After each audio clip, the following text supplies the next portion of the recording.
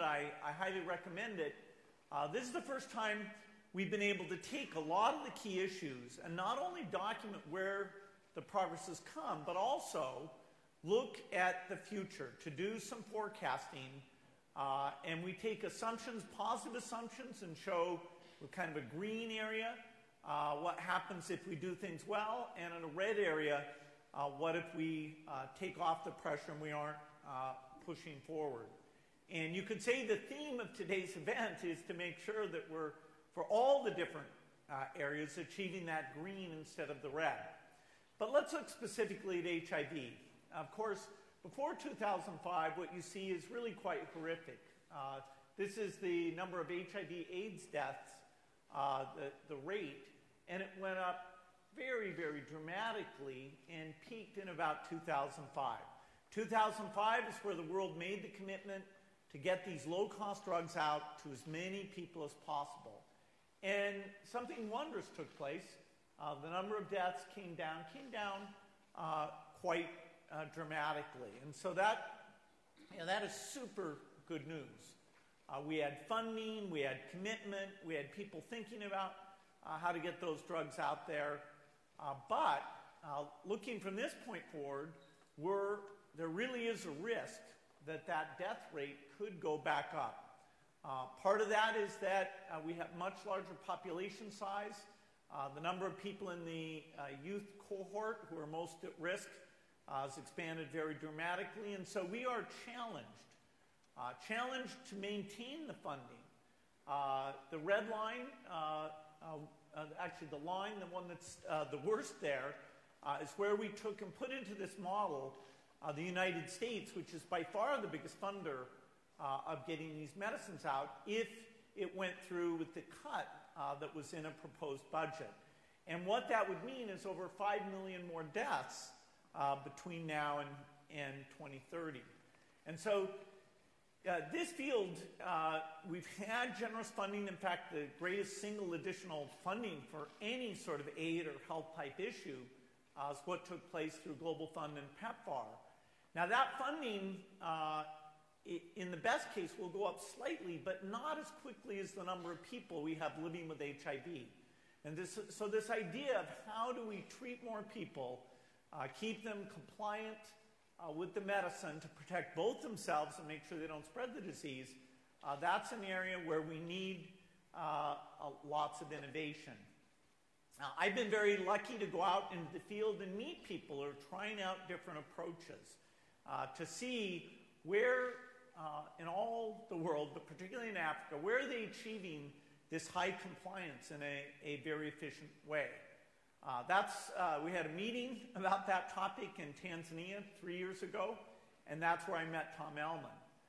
Our HIV team had seen his work and really thought I should know about it, and that conversation was a very big catalyst for us. Although we're not a direct funder of Doctors Without Borders, we've decided to take a big role in trying to get this approach out to as many places as possible. And I think you'll be very impressed, like I was, at what he's doing in the field. So please welcome Dr. Tom Ellman of Doctors Without Borders.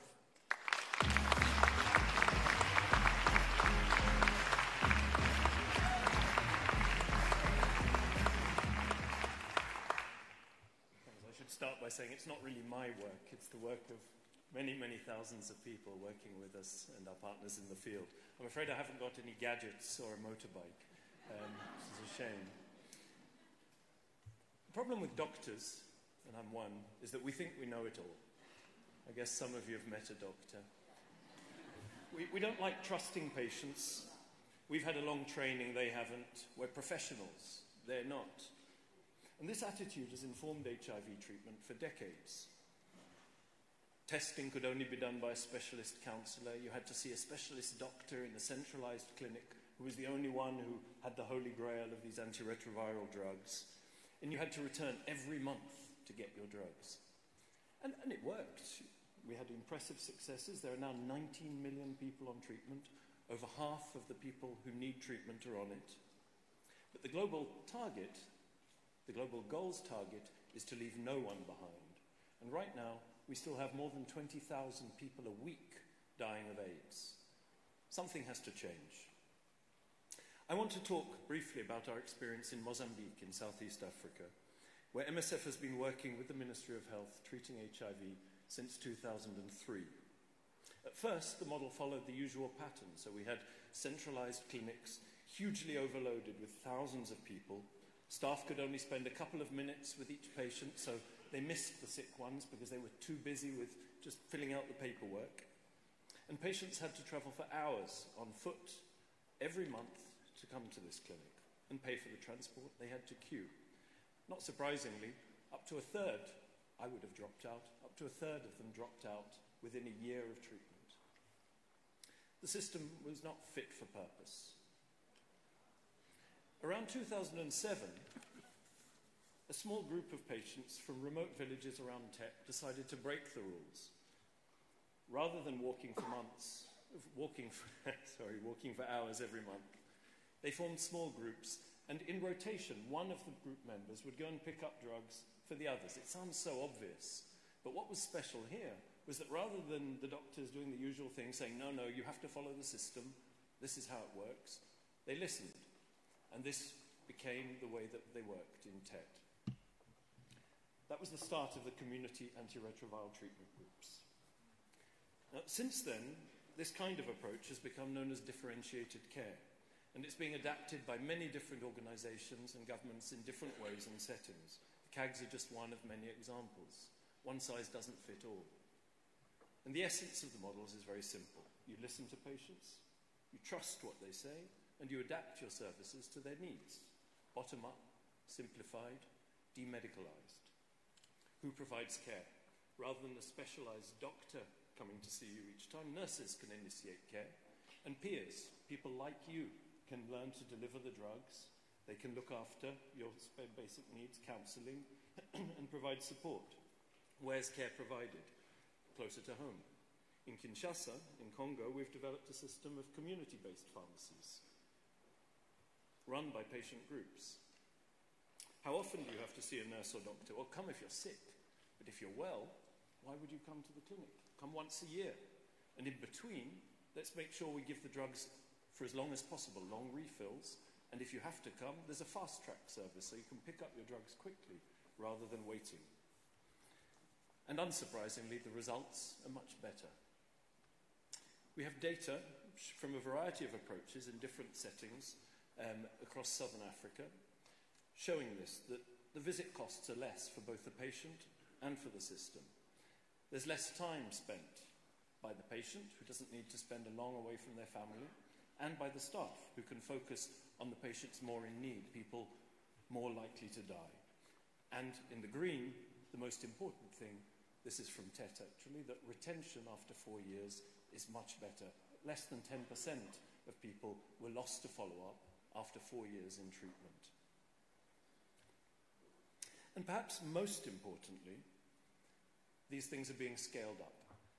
Governments are listening, and across Africa and across Mozambique, the CAGs were taken up nationally, and this is from South Africa, where another form, the adherence clubs, have been rolled out across the Western Cape and are becoming the standard of care for all stable patients. Perhaps most importantly, these models can build networks of empowered patients, a social fabric to help break the stigma and for people to support each other in dealing with the barriers they face. I know how this sounds coming from me, a white, male, European doctor. Casilda Fumo, someone who used to work with us in Mozambique, can describe much better than me. She can't be here, but we have a short video to show of Casilda.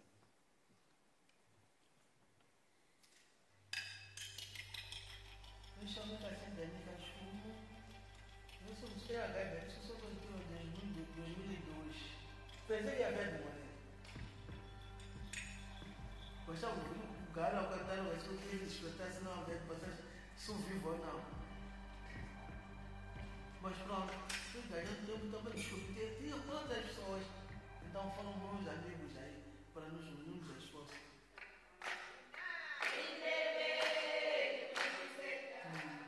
Temos medicamentos, ajudamos a pessoa a ficar forte, sabendo que não sou sozinho.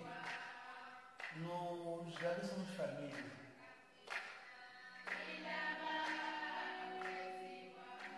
Eu, quando tomo os meus comprimidos, sinto-me a fortificar mais a minha energia, a ter mais força e ser mais saudável.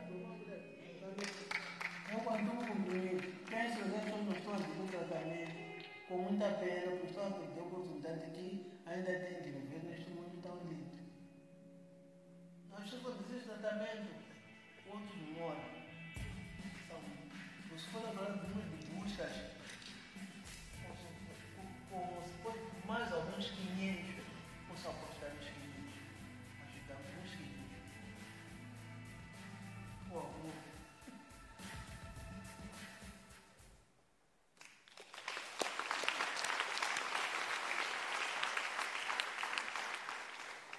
Imagine what could be achieved if we put more power into people like Casilda's hands, the tools that they need, the knowledge and the funding. But there's a problem with this system. It has strings attached. In order to get into it, you already had to be on treatment and stable on treatment. You had to be someone the staff trusted. You were coming regularly. They decided whether you got in or not. In other words, you already had to get past numerous barriers that people face in accessing treatment. If we're to leave no one behind, we need to go much further. We need to adapt these systems to make sure that they work for people who can't pass even the first hurdles of getting tested and getting onto treatment. We need to adapt them for the hundreds of millions left behind in conflict zones, in fragile states, for migrants and refugees, the kind of settings where Médecins Sans Frontières spends most of its time working. In Western Central Africa, people are left behind. 30% of all HIV deaths occur in Western Central Africa. We need to adapt for adolescent girls, who are among the most at risk of HIV. For men, we need to adapt for critical and excluded, criminalized populations, like sex workers, like men who have sex with men, like drug users, transgender populations. Nowhere is peer-led delivery, that someone who, like you, needs to be involved in delivering your care, more important than amongst these groups. Imagine having to rely on a health system that treats you as a criminal. It's impossible to imagine getting care in that kind of system. For prisoners, for the sick, and those who've fallen out of treatment, we need to find ways to welcome them back into treatment. Because to reduce mortality, we have to adapt our care to their needs. And we need to adapt the approaches for other diseases. And there are many examples. Tuberculosis, an ancient disease, remains a global emergency and has overtaken HIV, killing 1.8 million people every year. But TB still functions in many countries on the basis of mistrust. You have to be witnessed, direct observation, taking every pill. Surely more could be done to bring the differentiated care and patient empowerment principles to TB. Family planning.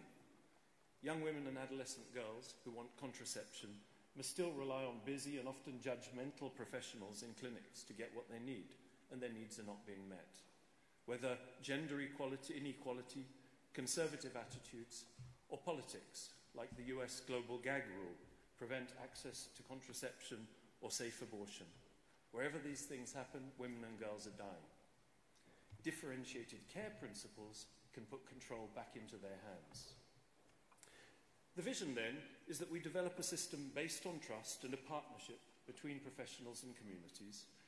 We build it based on very simple, easy-to-use diagnostic tools, like self-tests. Anyone can use them. Safe, long-acting drugs and supply systems that take them directly to the hands of the patients, not just to the clinics. And we need research and development systems that will focus on developing tools based on these needs, even where there's no profit to be made from them. Health professionals must be willing to give up some control, to share knowledges and tools with their patients. And we need more funding. HIV funding has fallen in the last 2 years to levels not seen since 2010. If PEPFAR is focused overly on the 13 countries, what's going to be happening to the other countries? Are they going to be left behind? We do need more doctors and nurses and community health workers, hospitals and clinics properly equipped to save lives. We need more better paid frontline health workers, but focusing on patients who really need their help. And finally, we need to invest in peer leadership, in community activism, patient empowerment. And this is a critical role for the international community, because national governments, whether they're in rich countries or poor countries, rarely want to fund those groups that hold them accountable for people left behind. Meeting the global goals will depend on action by these empowered communities. Without their voices, the HIV response might never have started. But with them, leave no one behind can be more than just a slogan. Thanks.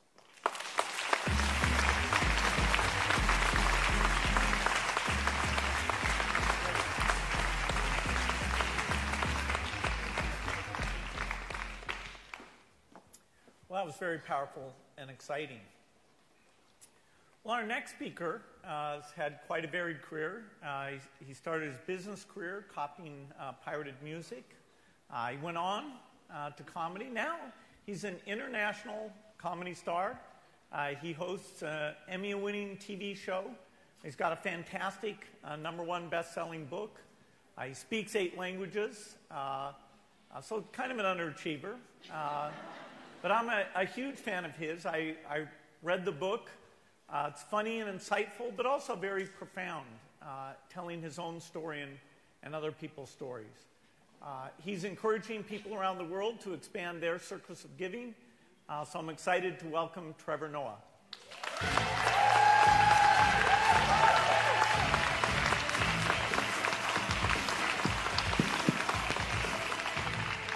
Thank you again, Bill and Melinda, for having me here.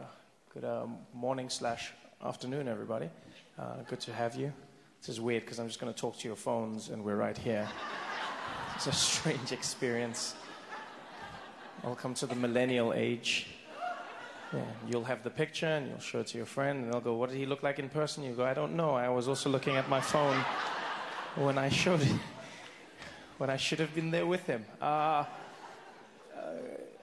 First of all, thank you very much, Bill and Melinda, for having me. When I was first asked to be here, they said, hey, we want you to come and speak at this event, goalkeepers, and talk about what's happening in the world. And I looked through all of the people who were speaking, and I said, but I have nothing. I do not have a fridge that can change lives. I do not have a plan to eradicate HIV in South Africa and in Southern Africa and the rest of the continent. And I most definitely cannot ride a motorbike, so I don't know what I can do for you. Bill just said, just come and share your thoughts, your stories, your ideas. And I guess that's how I process information. That's how I process my world. So I'll tell you a little bit about myself and why goalkeepers mean so much to me. So in case you don't know me, my name is Trevor Noah. I grew up in South Africa during a time known as apartheid. And for those who don't know, apartheid was a system of laws which made it illegal for black people and white people to integrate with each other, amongst other things. Black people lived in separate areas to white people. They had different rules. They were segregated. And this was particularly tough for me because I grew up in a mixed family, right? With me being the mixed one in the family. My mother's a black woman, Xhosa woman from South Africa. And in case you're wondering, Xhosa is one of the languages with the clicks in it. Xhosa, right? Xhosa. But not like in American movies. I've seen those movies where they have the Africans and they're like, no, no, man, no, no, no, no, no. That's not a language, all right? No, even we watch those movies and we're like, I wonder what they're saying, eh? It's not language. But my mother's a Xhosa woman, South African. My father's Swiss from Switzerland and was a white man, and so, still is a white man. He didn't change. And so they got together during this time, which was against the law, and they had me. And, it wasn't easy growing up in this family, and that's really where our journey began. Because we were a family that couldn't be together. We were a family that was, for all intents and purposes, a crime that existed. Me being born from my mother, because of my father, was me being born a crime.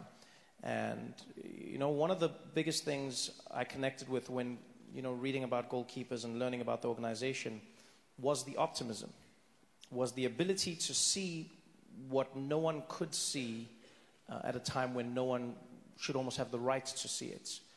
My mother was one of those people. My mother's a beautiful, powerful woman who endured a lot during her life. We lived through apartheid in South Africa. We lived through her going on to marry a man who was extremely abusive and alcoholic.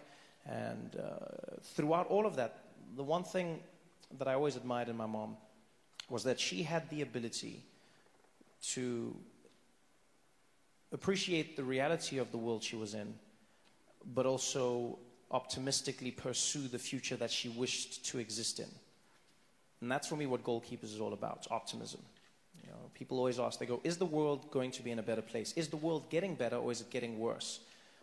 Now, depending on who you ask, there will always be a different answer. I've come to find one of the reasons I believe the world is getting better is because we have access to information on how bad the world actually is, which I know is a strange thing to say, but that's honestly what I believe. As a young person, and as someone who makes a show for young people, one of the most powerful tools I've realized is information.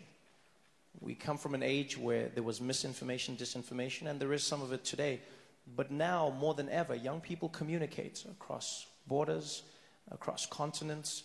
You see people in England and in America and South Africa tweeting, talking to people in Myanmar.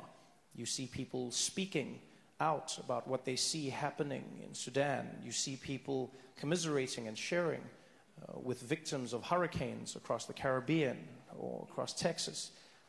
And whenever I look at that, I go, it's one of the most powerful tools that, if harnessed correctly, can lead to a completely new way that we communicate and we change the world.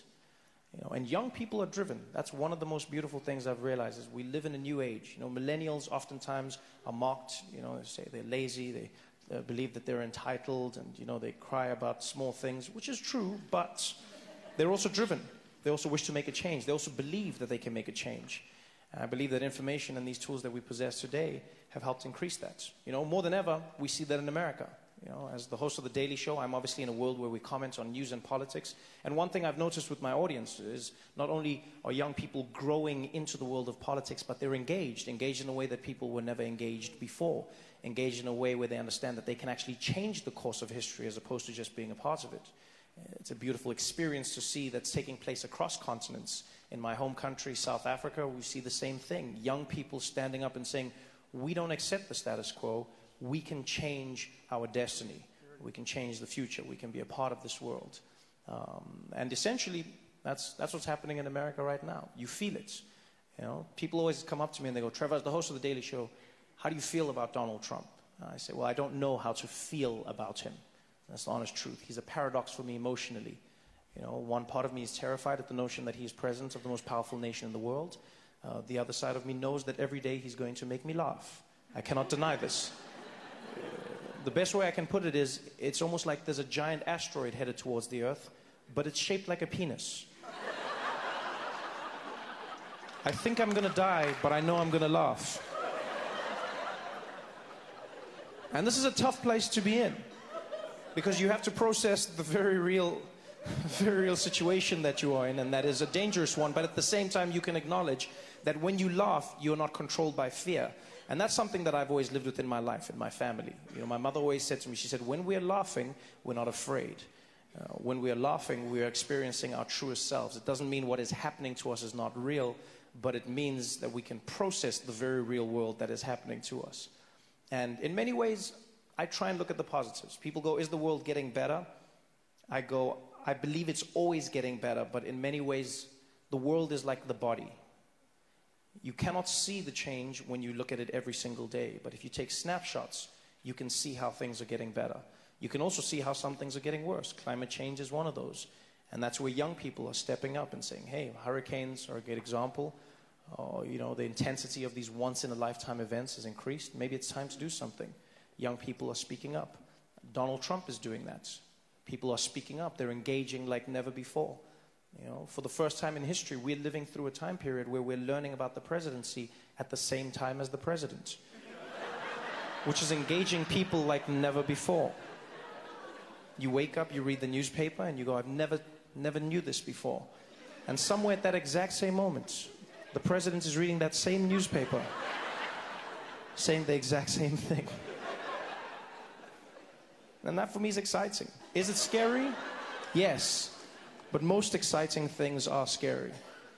But honestly, I saw it over the last few weeks, and I mean, it's still unfolding now. You have, Hurricane Maria, which is wreaking havoc and moving, to Puerto Rico now, and we're seeing the devastation. But we've also seen the giving. I was touched by how many people, even on our show, reached out. And there is an opportunity for everyone to become a goalkeeper, which is what excites me. And that is, in this new world of technology, we have the opportunity to engage with activists on the ground level. People often mock millennials and they say, these are hashtag activists. And I argue they're hashtag activists until they're given the opportunity to take it from a tweet into the streets. And so I urge every single one of you in this room, if you have the power, if you have the ability, if you have the information or the knowledge, take these people up on what they're offering. They're energized, they're optimistic, they're powerful beyond all measure, and I'm proud to say that I'm one of them. I'm a millennial, and by proxy, I hope to be a goalkeeper. Thank you very much for having me, and congratulations on everything today.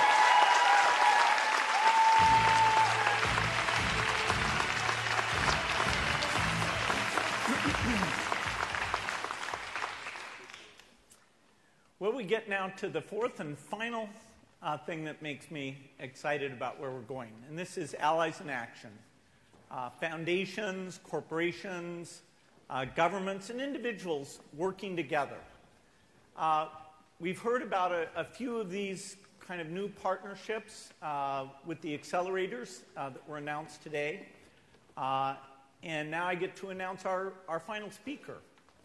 Barack Obama has dedicated his career to helping people improve their lives. First as a community organizer, then as a state senator, a U.S. senator, and then, of course, as the 44th President of the United States. I got to meet with President Obama a number of times, and I was always impressed by how he wasn't discouraged, even when tough challenges came along. He stayed focused on the work. He did what he could to make positive change. And now he's continuing that incredible commitment with the Obama Foundation. Please welcome former President Barack Obama.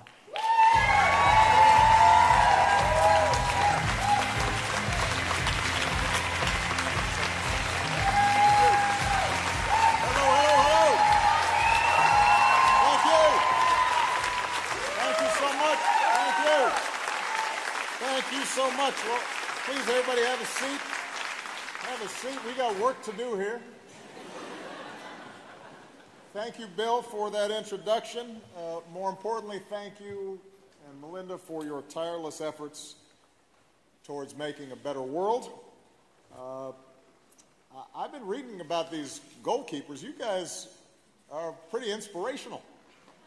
And I am excited to be here with you. And whether it's girls' education or global health or climate change, you're setting a standard for the sorts of innovation and persistence and activism that the world desperately needs right now. So I could not be prouder. And that's really what I'm going to talk about very briefly before I have a chance for a discussion with Bill and Melinda. I want to talk about changing the world. I remember sitting down with Bill in Paris a couple of years ago, where the world was coming together to hammer out an agreement, a small agreement to save the planet by taking meaningful action to tackle climate change. It's a threat that may define the contours of this century more than just about anything else. Here was the interesting thing. Bill saw this not simply as a challenge, but also as an opportunity. And I remember him in sort of a matter-of-fact way saying, well, we're going to just have to go ahead and invent some new technologies. Which I said, I agree, let's do that. Although he knows more than me about inventing new technologies. But his tone was, yes, this is hard, but we can figure it out. It's hard, but it can be done. And that spirit, a spirit that says, to quote, I guess myself, yes, we can, rather than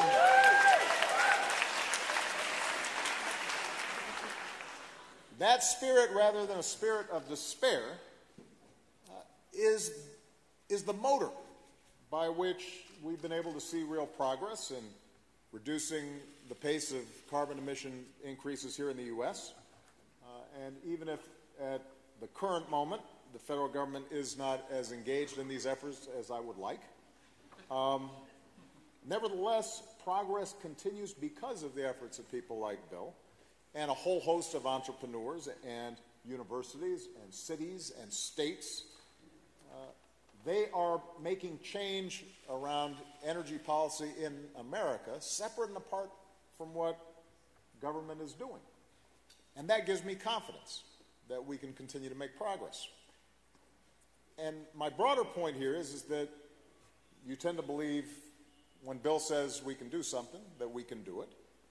And when all of you stand up and say this is something we can do, that spirit is infectious. And it's exactly what we need right now. We do face extraordinary challenges. You've heard of many of them in your discussions today. You know the nature of these challenges from your work. Growing economic inequality, a changing climate, terrorism, mass migration, still too much extreme poverty, still too many girls who are denied an education, the rise of nationalism and xenophobia, and a politics that says it's not we but us and them, a politics that threatens to turn good people away from the kind of collective action that has always driven human progress. So these are real challenges, and we can't sugarcoat them. They're going to take a long time to solve. But that can't discourage any of us from the belief that individually and collectively, we can make a difference. We can make things better. And rather than be daunted by those challenges should inspire us and excite us, because it gives us an opportunity to make our mark on the world in ways that we haven't even yet scratched the surface of. We have to reject the notion that we're suddenly gripped by forces that we cannot control. We've got to embrace the longer and more optimistic view of history and the part that we play in it. And if you are skeptical of such optimism, I will say something that may sound controversial.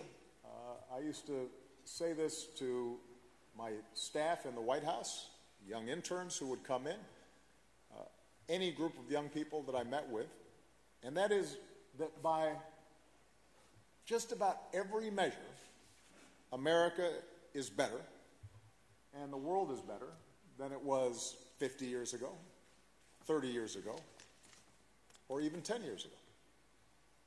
And I know that statement doesn't jibe with the steady stream of bad news and cynicism that we're fed through television and Twitter. But think about it. I was born, I know I have gray hair, but I don't consider myself that old. But I was born at a time when women and people of color were systematically, routinely excluded from enormous portions of American life. Today, women and minorities have risen up the ranks of business and politics and everywhere else. And even if we still have miles to travel and innumerable laws and hearts and minds to change, the shift in what this country is and what it means is astonishing, remarkable, and it's happened when you measure it against the scope of human history in an instant. Just since I graduated from college, crime rates, teen birth rates, dropout rates, the share of people living in poverty have dropped, and in some cases dropped dramatically. The share of Americans with college education is up, despite a massive global recession. In the final years of my presidency, the uninsured rate reached a new low. Median household income reached a new high. That's here in the United States. Worldwide, our progress is even more remarkable. And Bill can rattle off these statistics better than I can. But over the past 100 years, we've come from a world where only a small fraction of women could vote to a world where almost every woman can. Since the 1950s, the global average life expectancy has grown by more than 20 years. Since 1990, we have cut extreme poverty and childhood mortality in half. Keep in mind, I was in law school in 1990. It seems like yesterday. Since 2000, we've evolved from a world without marriage equality to one where it's a reality in more than 24 countries. All of this has happened in such a steady march that sometimes we have a tendency to take it for granted.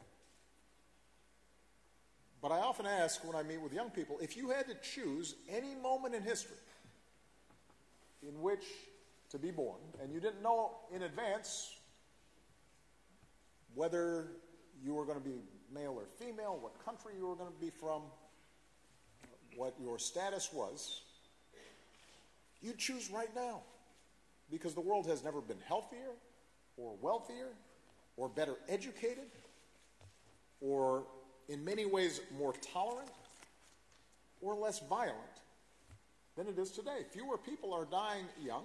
More people are living not only longer but better. More girls are in school. More adults can read. More children get the vaccines that they need.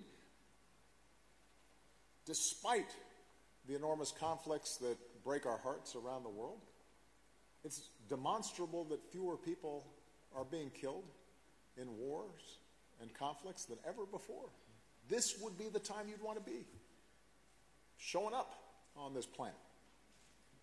And these trends are real. They do not make us complacent, but they should spur us to action because it shows, despite the naysayers and the cynicism, that in fact change can happen.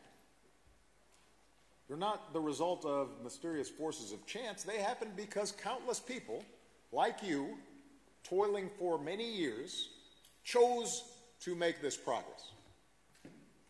Some, like Bill and Melinda, have enormous wealth and influence.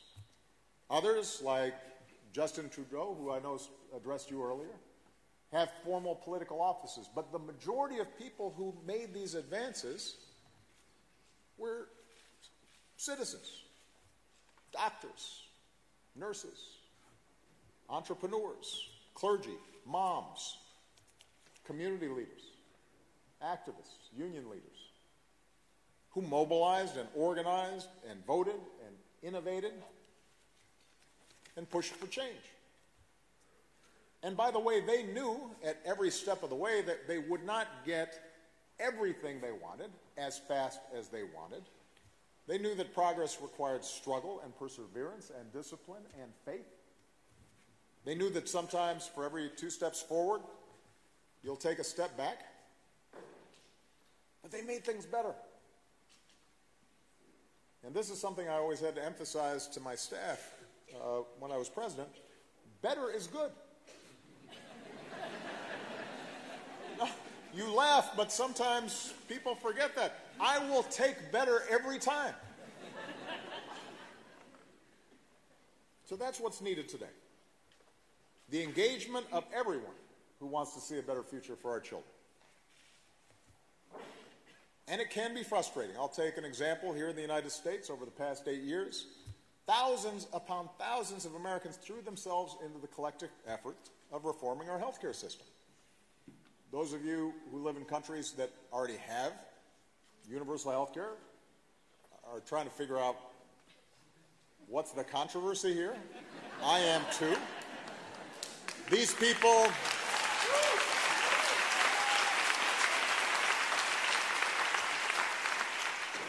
But, you know, the folks who did the work, it wasn't just policy wonks. It wasn't just politicians. It was moms and dads, people who had the experience of a sick child or crushing medical bills that threatened to bankrupt them. Maybe a parent who was lost to cancer that, had that person got a regular checkup, might have been caught earlier. And those voices from every walk of life in every corner of the country, against all odds, made a difference. And for the first time, more than 90% of Americans know the security of health insurance. Paying more for insurance or being denied insurance because of a pre-existing condition or because you are a woman, that's not a thing anymore. We got rid of that.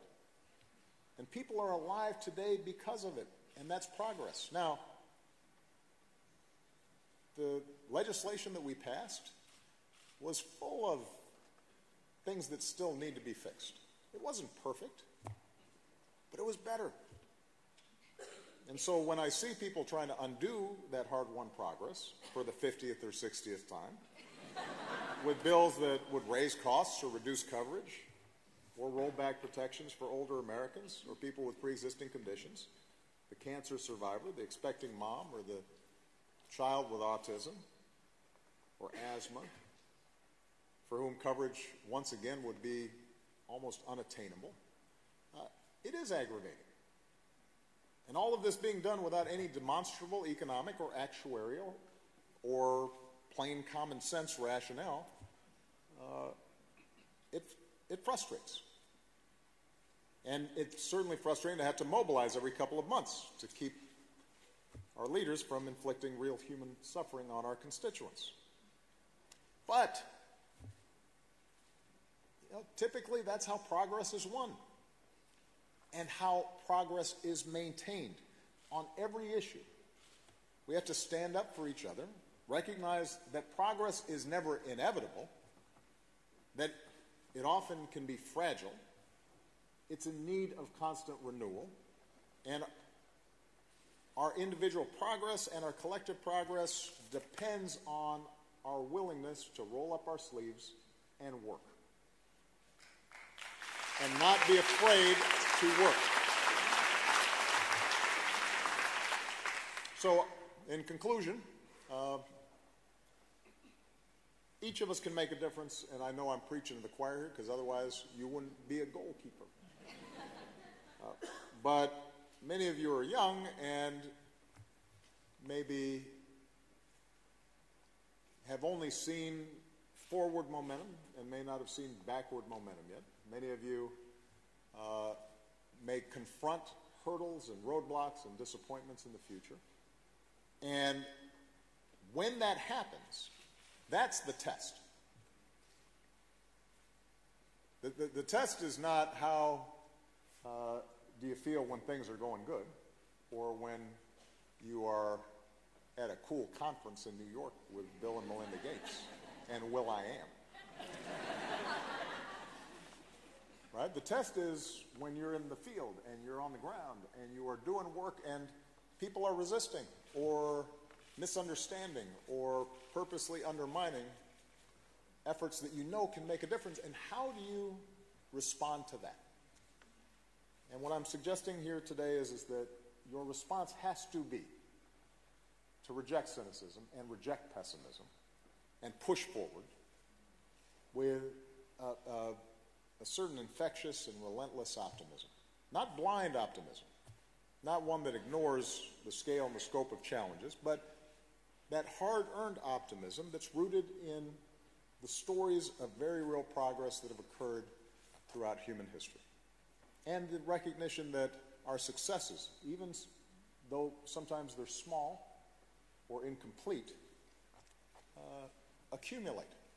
They build, and they create a trajectory that's better and will mean some girl somewhere getting an education that otherwise she wouldn't have had. That'll mean some farmer being able to cultivate a crop to feed his family and, if enough of them do it, feed a nation. That's what you're fighting for at every moment. Because each new generation stands on the successes of the previous generation. It's like a relay race that we're running. Each generation reaches up, standing on that previous generation, and bends that arc of history in the direction of more freedom and more opportunity and more justice. That's why I spend so much time, when I was president, convening young leaders on every continent that I visited. That's why in my post-presidency, my emphasis is going to be on training the next generation of leaders to take their own crack at changing the world through the Obama Foundation, which will be based in Chicago, but will have projects and programs and digital networks all across the globe. And I'm hoping I get a chance to work with some of you because I have great faith in you, just as I know Bill and Melinda have great faith in you. And I'm certain that if you keep pushing forward, then America and the world are going to be just fine. Thank you very much.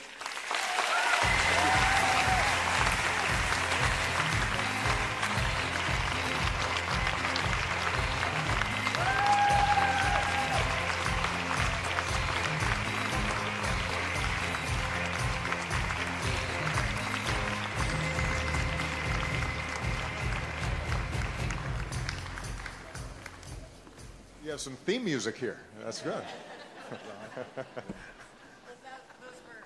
Those were incredibly inspiring remarks, I think, for all of us. And she's using one of the things that strikes me in the conversations we've had in this room today, as you know earlier, as you said, Prime Minister Justin Trudeau was here. I said it when I came back here, Bill. And, I said it when I came back here.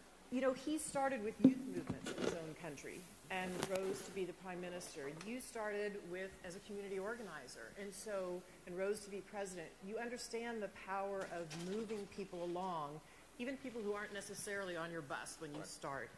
Talk to us a little bit about how you think of movements around the world and the power of those now, and what leaders can learn from them. Well, I'd make a couple of observations. Number one is that most big change, most human progress is driven by young people who don't know any better and figure, why can't we do something different? Old people get comfortable or cranky or protective of their status or set in their ways. There's a reason why, if you look at, for example, here in the United States, the civil rights movement, the leaders of those movements were in their 20s. Dr. King was 26 when he started, 39 when he was killed. And if you canvass the world, oftentimes that is the impetus. People asking in ways that I think are familiar to many, not why not, or not why, but why not? Why do things have to be the way they are? So that's point number one, that young people, I think, can make an enormous difference. Number two is that because most of us now either live in democracies or countries that purport to be democracies, because we have won the battle of ideas that says governments and our common efforts have to be rooted in the legitimacy of people. There is more power than ever in people being able to band together and collectively push for initiatives that are going to make change in their lives. That's something that, for most of human history, was unimaginable.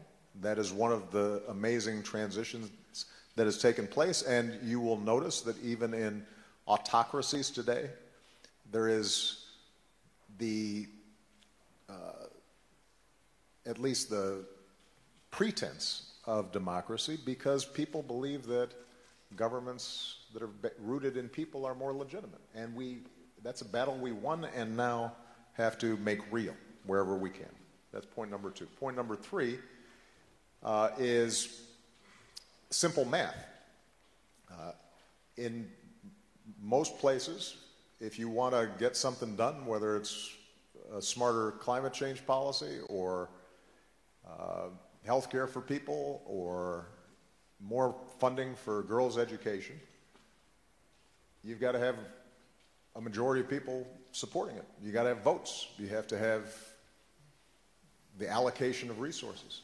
And that requires mobilization and a game of addition rather than subtraction. So And the fourth point I would make would be the internet now has turbocharged the capacity for us to develop movements in ways that we had not imagined before. Now, the last thing I'll say, so that I don't sound like I'm still in the U.S. Senate and filibustering, is I guess a smaller point, but a profound one that I tried to reinforce with my staff at every level of my public work and continue to do to this day. I actually think organizing, mobilizing, starting movements starts with a story. And you can't create a story that moves large numbers of people unless you are able to listen and hear to the story of the person next to you.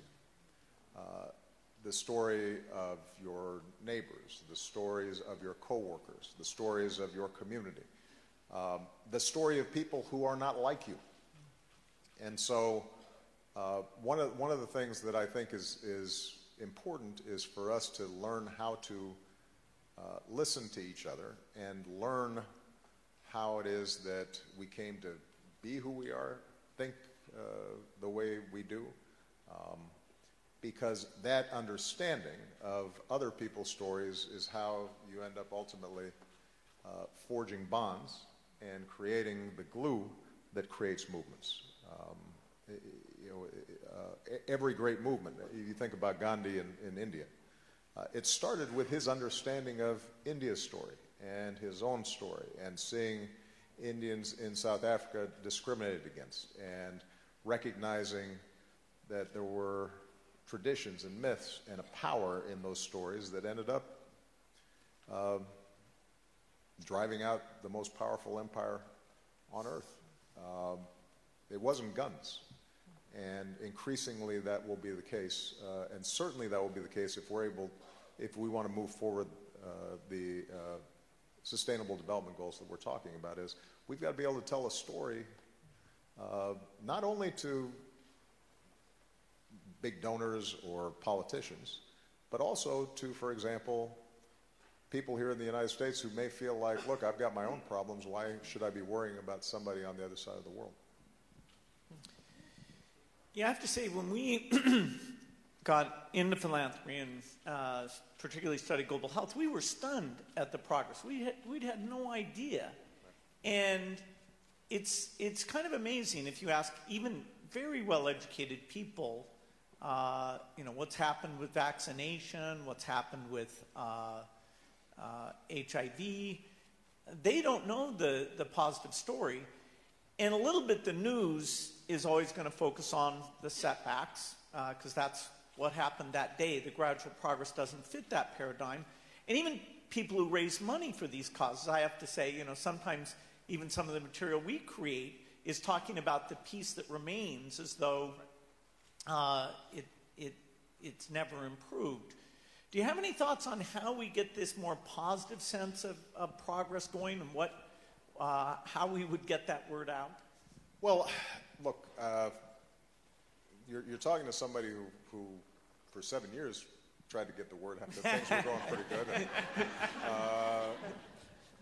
and nobody, at least about 40% of the country, didn't believe me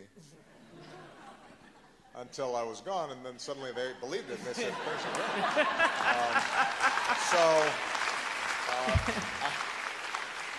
so with that caveat, I'd make a couple observations. One, you're right, Bill, there is the nature of the media, and maybe just the human brain, is to fasten on what's wrong, not on what's right. And I'm not sure we're going to be able to change that, right? Visual displays of a fire are much more interesting than just a building sitting there. And so the fire is going to make the news. The building sitting there nicely and people are walking their dogs in front of it and stuff, that will not make the news. So I don't think that we can count on conventional media necessarily to spread the word. This is, though, where the power of the internet has not, I think, been harnessed the way it needs to be, particularly when we think about young people and young audiences. Malia and Sasha consume information differently than I do. And I think that those of us who've been involved with policy work are still putting out these reports with pie charts and this and that, and that's not interesting to them. But stories and visual representations of progress can go viral. There's a hunger for it. It's just that we don't systematically think about it. And so I think when the three of us were talking a while back, I mentioned that one of the areas that I'm deeply interested in is how do we build sort of a digital platform whereby people can go to find out what's happening that is moving the progress on issues and then activates them. Because I heard somebody, I think maybe Trevor, saying an important point. I'm very interested in how online communities can move offline. How this incredible power to convene through hashtags and tweets and this and that and the other eventually leads to people meeting each other and talking to each other. And I think that we have not fully tapped that as a way of spreading the word about progress that has been made. I also think it is important for us to put some friendly pressure on leaders to tell good stories and to make sure that we don't that we aren't so rigid in our partisanship or ideologies that we are not willing to acknowledge and share when somebody who might be of a different political persuasion has done something really good, even if it runs contrary to our short-term political interests. I mean, I always used to say, as big as the differences were between me and my predecessor, George W. Bush, that what his administration initiated with PEPFAR was a singularly important achievement that we needed to sustain and build on. And I didn't think that somehow detracted from me to say that somebody from another political party did something really smart and really good and deserved credit for it. And I feel as if these days, within our political circles, that's a hard thing for people to bring themselves to do.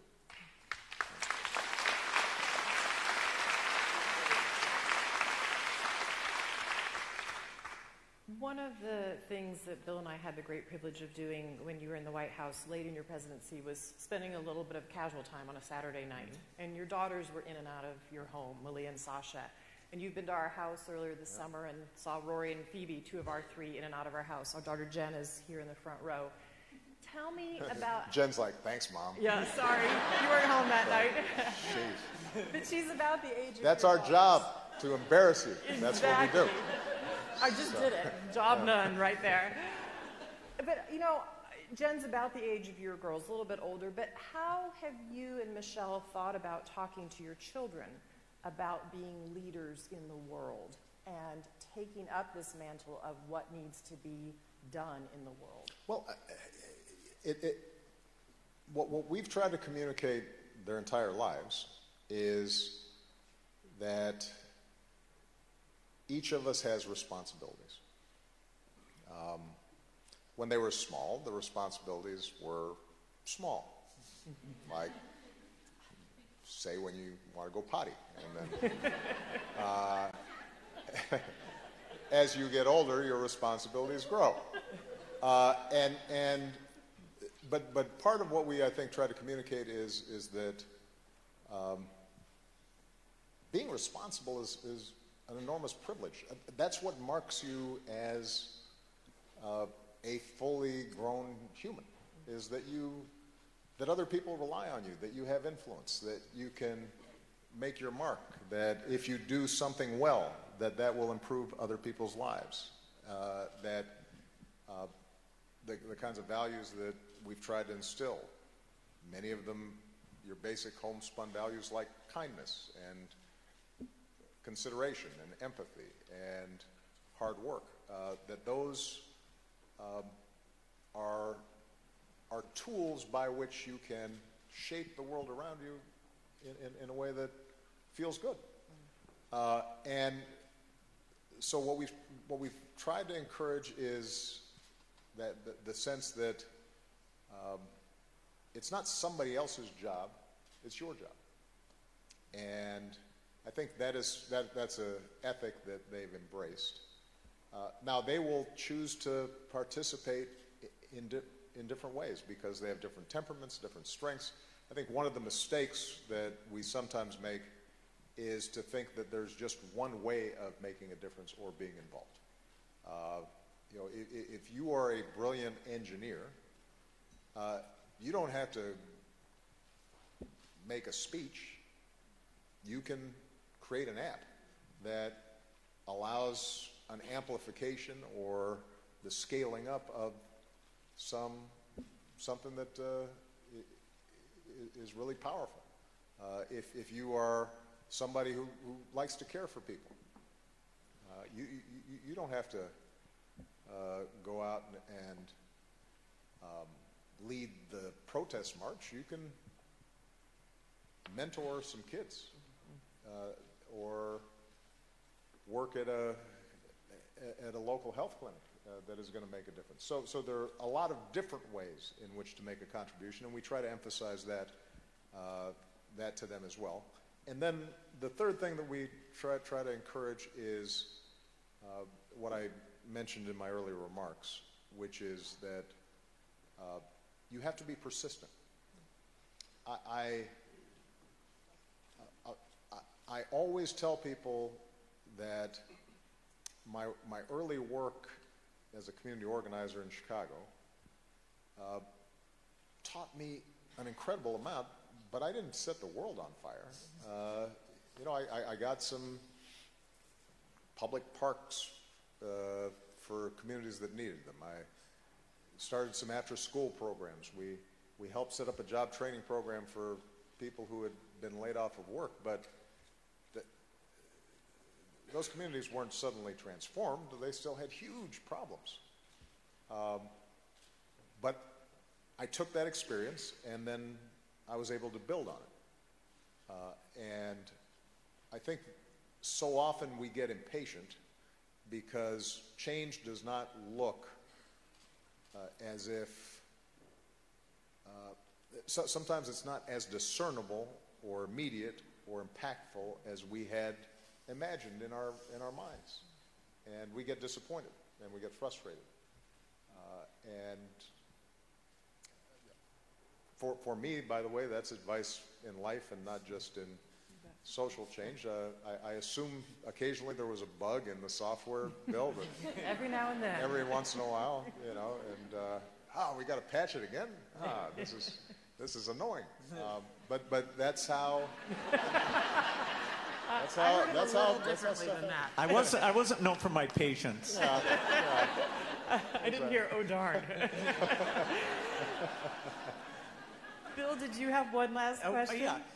So this week, part of the reason we're all in New York is the United Nations is meeting, and you know, so many of these global institutions that were created right after World War II, World Bank, World Health Organization, UNICEF, they've been key partners for many of these causes, and yet there's definitely a cynicism about their bureaucracy, their efficiency, and their ability to change. In fact, with very few exceptions like Global Fund and Gavi, we haven't had any new ones. So over the next 10 or 20 years, do you think these global institutions in terms of reform or creating new ones, for pandemics and climate change, can they step up to play the role we need them to play? Well, let me first of all say that the biggest problems we confront no one nation is going to be able to solve on its own, not even a nation as powerful as the United States of America. There are times during my presidency where I was attacked for not claiming that we could go on our own, as if that was an expression of weakness. No, I believe that the United States is, in fact, an indispensable nation, and that many of the initiatives and much of the progress that we've made could not have been done unless we underwrote those efforts. And I'll use as an example our handling of Ebola, which in retrospect, I think a lot of historians would argue was one of the, if not the most effective emergency public health intervention in history. We had to create the architecture and the infrastructure and send our military in to create runways where the Chinese could then land planes to deliver goods. And we had to provide guarantees to the Europeans so that if they sent health workers, they could feel some assurance that they could be medevaced out if they got infected. So I take great pride in what the United States can do, but if we're talking about climate change or global migration spurred on by drought or famine or ethnic conflicts, we're not going to be able to solve those things by ourselves. And as you indicated, Bill, if we get an airborne pandemic, unlike a slow-moving,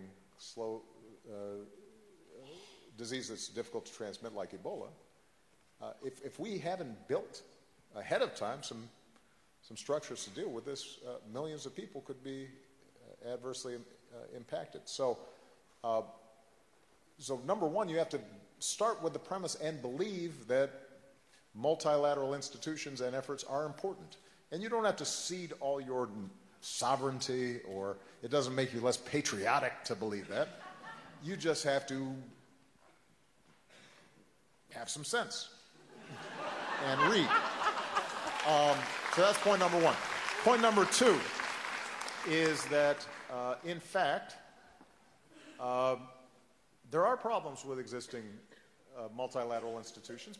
Not surprisingly, they were designed post-World War II for the most part, and they couldn't have anticipated everything that's happened. There is bureaucracy and inertia and resistance to reform. So it is important for every country, every leader, to be honest about the need for reform and not simply think narrowly about, well, I want to keep certain numbers of slots or votes or this or that. At least on many of the issues where there shouldn't be a big ideological controversy. Look, reforming the Security Council, that's something that goes to core geopolitical interests and is a huge, difficult, and perhaps unachievable goal anytime soon. On the other hand, making sure that the WHO works well and that we have a sufficient security trigger when a pandemic or something else happens, that is achievable. And it shouldn't be controversial. It's just a matter of digging in and getting the work done. When it comes to girls' education, there may be cultural resistance in some places to actually getting it done, but generally speaking, there aren't that many folks who will explicitly say, I'm sorry, we don't want to educate our girls and women. As a practical matter, you may see that in certain countries, but at the level of our multilateral institutions, there should be a broad consensus. And so what I would hope for is that we come up with concrete plans in those areas, oftentimes with respect to the Sustainable Development Goals, are areas where there is a consensus on at least the aims, if not always the means. And think about how can we improve delivery systems, how can we improve their operations on a day-to-day basis. But ultimately, the last point I would make, that requires leaders to feel as if it matters and is important. That in turn requires the public think that it matters and is important, because unfortunately what you discover is that most politicians and elected leaders are followers and not leaders. They're called leaders, but most of the time they follow. They see what do their constituencies care about, and they respond. And one of the biggest challenges that we've had is that, and I speak most intimately about the United States, the general public responds with enormous generosity when they see a specific story of a child who's hungry, or somebody who's been stricken by a flood. But when it comes to just a general knowledge or interest in development funding, not only do they not know much, but they oftentimes have a negative reaction, because their view is, we've got a lot of needs here at home, why are we sending money overseas? Sadly, it is one of the only areas where Democrats and Republicans agree in the United States is on foreign aid. And repeatedly you've seen public opinion surveys where people wildly overestimate what we spend on foreign aid. They think 25% of the federal budget is going to foreign aid and helping people other than folks in their towns and their communities. So the need for public education in the ways we talked about, that promote, that tell a good story, that point out that this is actually a bargain, that connect what we do with respect to development to security, not in a perfect correlation, but to say that, look, if you've got failed states, then generally some of that's going to spill over on us. If you have economies that are failing, ironically, if you are concerned about immigration and mass migration, it's really a good investment to make countries work so that people can eat, because then it's not like they're dying to get on a dinghy and float across an ocean. If the country where they were born and they loved was functioning. So thinking about ways in which we describe this both as an economic imperative, an environmental imperative, a security imperative, the more we can influence public opinion, the more you'll see politicians respond. That doesn't mean that there is not an enormous role to play for NGOs, philanthropy, and so forth. But, and I've said this to both Bill and Melinda, even with the incredible generosity and enormous skill with which they've deployed their resources over the years, the U.S. budget's still bigger. A lot bigger. And, you know,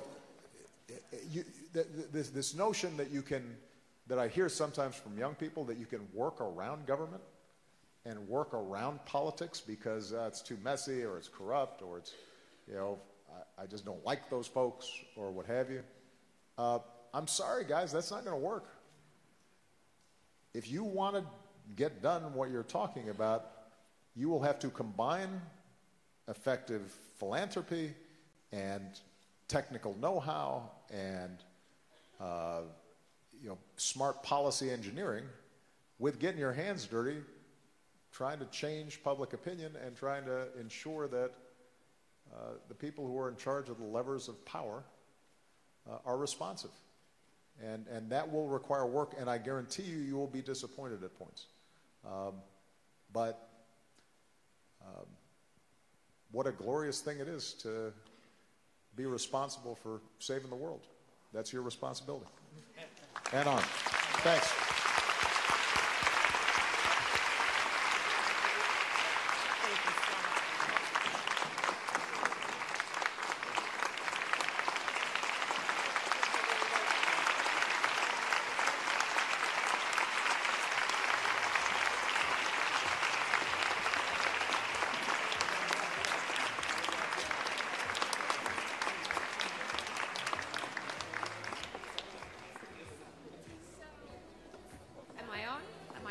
You can hear me. So remember how I said earlier on, well, I never. This is one of those moments. Well, I never. How is it that I am following the President of the United States? I mean, seriously. But before you panic, there is no need to panic, because fortunately for you all, it is lunchtime. Yes, you can cheer. It's okay. You can cheer. And after lunch, things are going to get very interactive around here. So for those of you who are shy, maybe a little Dutch courage over lunch, because it's going to get really intimate around here, and it's going to get very emotional. After lunch, we're going to dive into what lots of you are already doing as goalkeepers, and how all of you in this room can become goalkeepers and actually use those goals to achieve your own personal missions. I think you're going to find it really interesting. All right, now, as you head to lunch, a couple of notes for you. Don't forget to look at Sarah Illenberger's amazing data installations. Don't forget Bill's bookstore either. That's all out there. Get your Instagram taken with our 17 Global Goals Cubes. Go and help yourself to the Global Goals M&Ms. I'll be face deep in those if you're looking for me. That's where I'll be. And get badges. Get lots and lots and lots of badges. And don't forget to take everything with you, because we're going to be moving things around. But most importantly, please don't get so excited that you forget to eat. We need you to eat, because this is one of those times where you're going to need your energy. But don't eat so much that you fall asleep when you come back. Because if you've seen Handmaid's Tale, we'll have people with cattle prods to wake you up if you fall asleep. So eat, don't overeat, come back, and we'll get personal. Enjoy lunch.